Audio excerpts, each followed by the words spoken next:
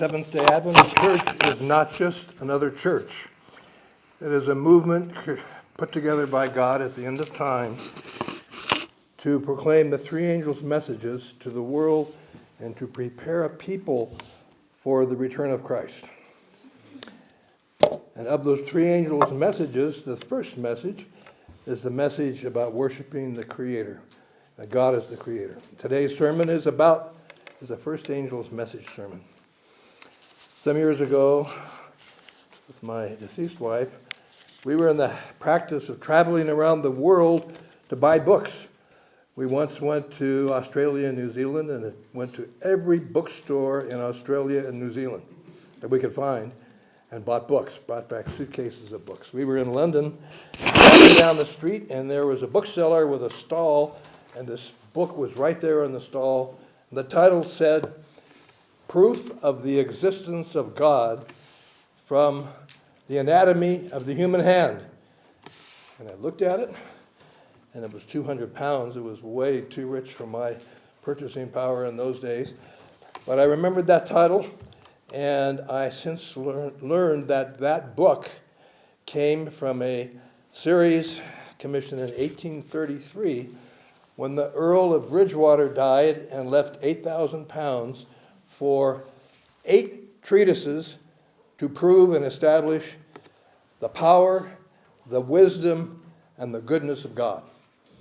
And it turns out that number 4 in that series was written by a surgeon, a hand surgeon, on the anatomy of the human hand. It's 3,000 pages. And our sermon today is Your Hands, God's Handiwork. Turns out that the human hand is the most complex part of the human anatomy. It's not the foot, the eye, the ear, that more nerves and more brain cells are committed in the human brain to the functionality of the human hand. The hand is not an implement that has muscles in it. It doesn't operate by muscles. You think so, we think so, but we're going to go in today to the wonders of the human hand. Isaac Newton, who is known to some of us as the man that defined or he discovered the existence of gravity, was also a great theologian, and he specialized in prophecy. He would have been a Seventh-day Adventist if he was alive, or if the church was in existence then. But he said that if I understood the mechanism of the human thumb, that alone would prove to me the existence of God. And we could make a whole sermon on that. But the reality is that Roman soldiers, when they conquered a people, the way they would disable their enemy soldiers and send them back home so they could never fight again would be to cut off their thumb. Without the thumb, you can't hold a weapon, a spear, a bludgeoning instrument. You're useless. And the thumb defines the utility of the human hand, but we're not going to go there today because it's just a part of the complexity and the beauty of the anatomy of the human hand. The Bible tells us that Samson killed 1,000 Philistines with the jawbone of an ass, okay? And you think about that. I was talking with my wife, and she said, well, it must have been a fresh bone so it didn't crack, that it still had some tissue. But the reality is that there is a tremendous cushioning facility in the palm of the human hand. There is fat, many, many globules of fat that are held together in between collagen fibers so that the human hand, I played handball for years, and I'd go in and pound this ball around, my hand would swell, but it didn't break, it didn't deform, and in fact, when The human hand is studied, and I can quote a book, Dr. Paul Brand, who is one of the famous hand surgeons in the world today, even. That is a marvel because the palm of the human hand conforms to the implement that it's holding. It actually it combines a control of viscosity and flexibility, and it cushions the human hand. So I can pound and pound and pound, and if I was Samson, I'd be hitting my Philistines, and my hand is not going to shatter. My hand is not going to swell. My hand is going to be welded with that instrument. There are people here that use hammers, and the reality is that the palm of the human hand becomes a part of the instrument. But you can study it. Paul Brand is a hand surgeon. I have a quote. I'm not going to use it today. The human hand, the fingers of the human hand have fingerprints.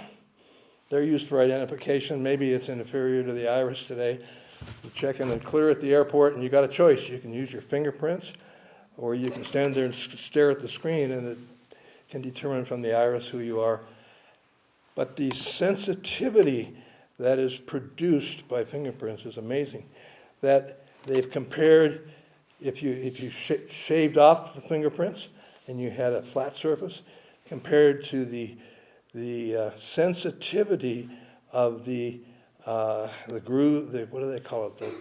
The structures in the fingerprint increases the sensitivity by 100 times. The human finger, because of the vibrations caused by those fingerprints, it can let a blind person read Braille, can let a person differentiate a smooth surface with a 1/2500th of an inch groove, and it allows tremendous functionality because of the design of the fingerprints in the human hand. You can play the piano. You can use the computer keyboard. You can, as you see today, you go into a public place and you know what they're doing. They're probably not talking, they're probably sitting there. You walk into a room and they're texting with their fingers in their hands, and they don't even look people in the eye and converse anymore. They're working away. Well, and I can't do it, but I see these kids doing it. You know, they're not even looking. You know, they're just going away, and they're talking to their friends here and there and everywhere. I just learned last night about the chatbot. It's a totally different world that's out there. But the human hand allows people to do things that are beyond imagination. For example, skilled typists can type hundreds of words a minute, and the studies that they've done shows that the human brain is thinking about 3 steps ahead. So if you're reading a word and there's letter A, B, C, D, E, the mind is getting those muscles primed so that they do a stroke, they do another stroke, but they're thinking 3 strokes ahead. And they've shown that if depending on the layout of the keyboard, if a letter is to be done with the left hand or the right hand, that neurological sequence is primed ahead. You can type faster if you were to type left hand, right hand, left hand, right hand, because the brain is working, it's thinking ahead and accomplishing its purpose. The hand is a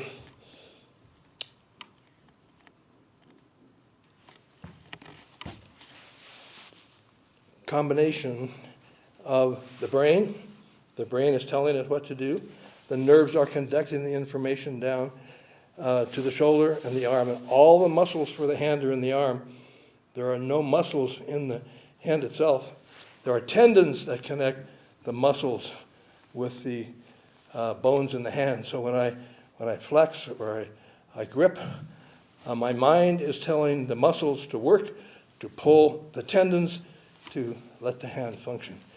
The grip of the human hand for a man is about twice the force of a female, but it's also able to carefully, very carefully touch.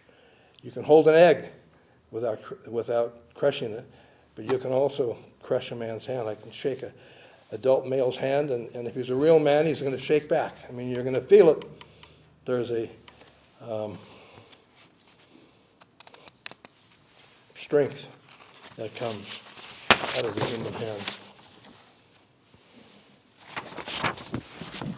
There are 27 bones in the hand and several dozen muscles in the arms that control those tendons that control the hands.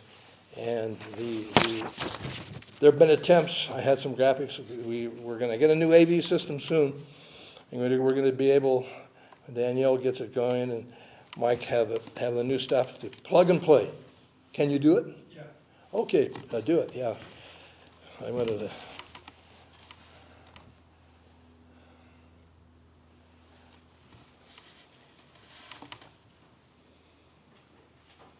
That is called the homunculus. It's a made-up, I don't want to get away, it's a made-up portrayal of the amount of your brain that is committed to the driving of different parts of the body. The ear, the eye, the foot, the other parts of the body, and you can see the hand has by far, starting about in the upper middle, it has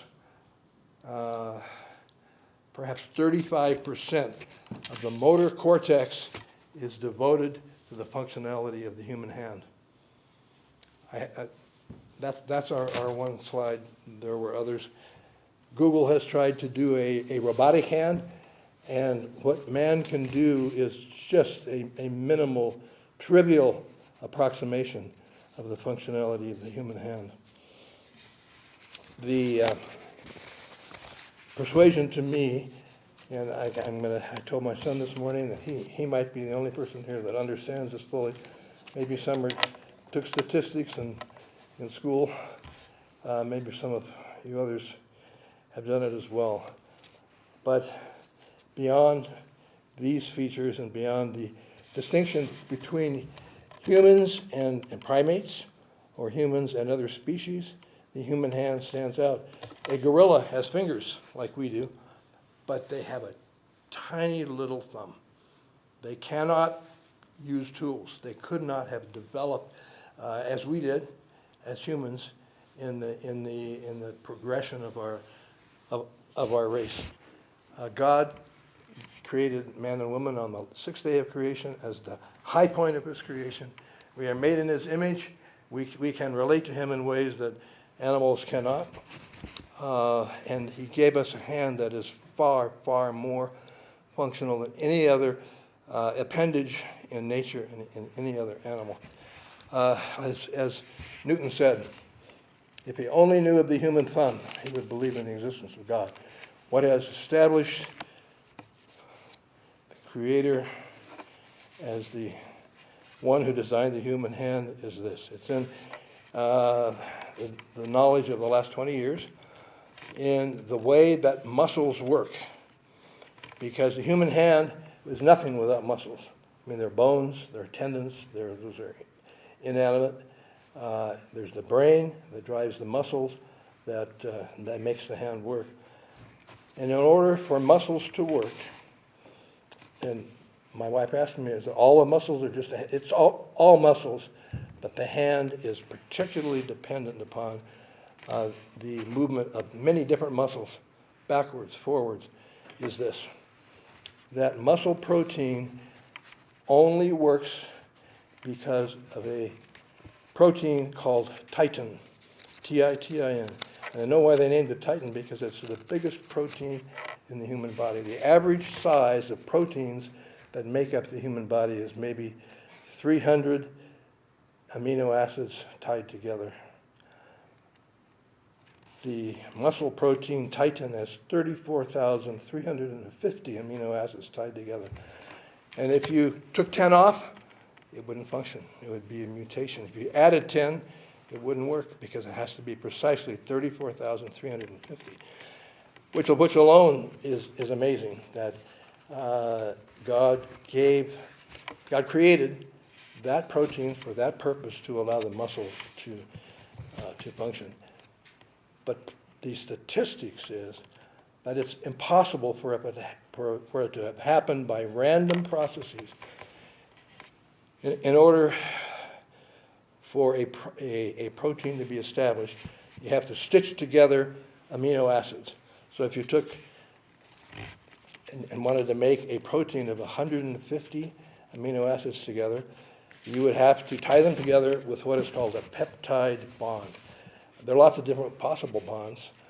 My brother is a biochemist, would know. But it has to be a peptide bond in order for it to work as a protein. And the bond doesn't happen all the time. It's such that to tie 150 amino acids together with a peptide bond is 1 out of 1 times 10 to the 45. It's a rare occurrence, but that's not all. In order for a protein to be made, all of the amino acids have to be left-handed. Amino acids have a right-handed version and a left-handed version, and they occur at about 50-50% in nature. So you have to have these peptide bonds, and each one of the amino acids has to be left-handed.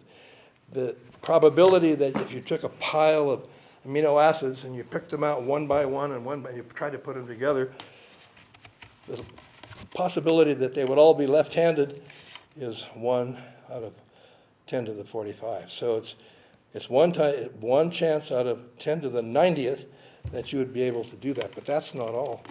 You have to have the amino acids in the right sequence. You have, and I don't know enough, I never took organic chemistry, but I know that there are so many amino acids, and in order to make it work, you've got to have the right one next to the next one, next to the next one, and the likelihood of getting the right sequence in 150 times in a row is 1 in 10 to the 74th, which means that in order to make a protein that's 150 amino acids long and make it work in the human body is 1 chance out of 10 times 164 to the 164th power. So that's 10 times 10 times 10 times 10, 164 times. Impossible. The number of protons and neutrons and electrons in the entire universe is 1 times 10 to the 80th. So it's impossible. I mean, it is statistically impossible for a protein of 150 amino acids to come together by random chances. If it was all spinning around in a soup and you want it to pop out as a protein, it's statistically impossible. But beyond that, the thing that just blows my mind, and I have a whole study on this, titin is not 150 amino acids long. The protein that makes muscles work in the human body is 34,350 amino acids long. 34,000, it's by far, it's actually visible on an electron microscope. I mean, most of the metabolics inside the human body is microscopic. You can't see it. You have to use an electron microscope to see it. But the word Titan in Greek mythology is a giant. That's why the Titanic got its name, because it was the biggest ship. And that's why this protein, muscle protein, got its name. Titan, 34,350 amino acids long. When you can't even make 150 amino acid protein without statistical impossibility. So I look at it and have looked at it and say, it's awesome. God is the creator. It can only have been put together by intelligence. There are lots of books, and there's a whole discipline called design, creation by design. It had to be a designer. It didn't just happen. It could not. Absolutely is impossible that you could have had 150 peptide bonds 150 left-handed amino acids, and 150 arrangements of the right amino acids in order. One chance in 10 times to the power of 164, and the number of particles, neutrons, protons, and electrons in the universe is only 10 to the 80. So someday we're going to be able to talk to the Creator and ask him how he decided to do it. I think what he did it by the power of his voice, and he wanted people like you and me to look at it and say, God, you're great. That's why we sang the song, How Great Thou Art. The book exists. Charles Bell, Proof of the Existence of God from the Anatomy of the Human Hand. For Isaac Newton, it was sufficient to see the human tongue. For me, it's amply adequate to understand that the protein Titan, 34,350 amino acids long, could not have happened by chance. God did it. And as I had contemplated that, I thought about this. The Creator chose to come to this world as Jesus Christ. He came in human form. He gave up his prerogatives. In Gethsemane, he could have called down a legion of angels to have avoided the cross. He prayed, Lord, take this cup away from me if I don't have to do it. But he submitted to it. And one of the things that happened on that cross, those hands that he had created, and he knew what a marvelous invention they were. He knew the sophistication, the flexibility, the proof that was embedded in the functionality of the human hand of his creation. I think Titan is a proof. Not the only proof. The whole system is beyond random chance, but this protein Titan, 34,350 amino acids long, without which there would be no muscular movement. That just wouldn't work. Remember we had a politician who lost the use of his arm. What was his name? He was married to the gal who was head of the Red Cross. Anyway, he used to walk. He used to be in the halls of Congress, and he'd always keep his arm. Who was? Yeah, that's who it was. In World War II, he lost the use of his arm, and he succeeded in politics, but he lost that great. I mean, that to me, that is such a blessing, to be able to do what you can do with your hand, with your arm. You have one, I have one. He gave it to you. He gave it to you, and he created us in his image in a spiritual sense. We don't know anthropomorphically if God looks like us, does he? What do you think? Jesus came in our form. What is it going to be to see him seated on his throne in eternity? But he gave us this wonderful, powerful ability to do things. And on the cross, he allowed them. He didn't have to allow them. One word to his Father, one command to the angels, and they would have been gone. I mean, they would have been absolutely powerless to do anything to him. But he allowed it to happen. He allowed them to disfigure that hand. And the Bible tells us that for all eternity, the proof of his love for us, his sacrifice for us, is going to be shown by those marks in his hand. And we think about it. That's not just a flabby appendage. That is perhaps the most sophisticated instrument in the world today. It's not mimicked by any mechanical engineer.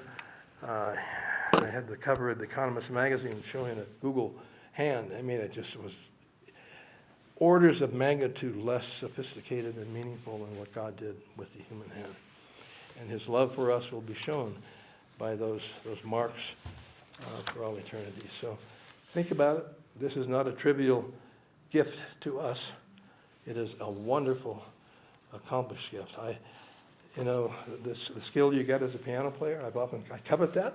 In heaven, I'm going to learn to play. I can't do anything. I can go like this. I once got a job in college. I wanted to earn money. I was a needy college student, and I took a job at a lumber yard. And they asked, "Can you type?" And I said, "Oh, yes, I can type." And I went in, and they wanted me to type, and I was going like this, one finger at a time, but I lasted 3 days. I mean, I didn't have it together, but the fact is, the brain will let you type, and the brain will let you do stuff, and will drive those fingers with those tendons and those muscles and the neurology system. And it's a terrible thing to lose. My deceased wife died of Lou Gehrig's disease. And what happens in Lou Gehrig's disease, the brain says to do it, and it sends out a signal, but somewhere along the way, there's a break. It doesn't happen. It doesn't get down. It doesn't get to the muscle. And even though you're saying, foot, move, the foot doesn't move. And nobody yet has a cure for it. Can you imagine? The system, when it works, we are fearfully and wonderfully made, and we can be grateful every day that we have that faculty.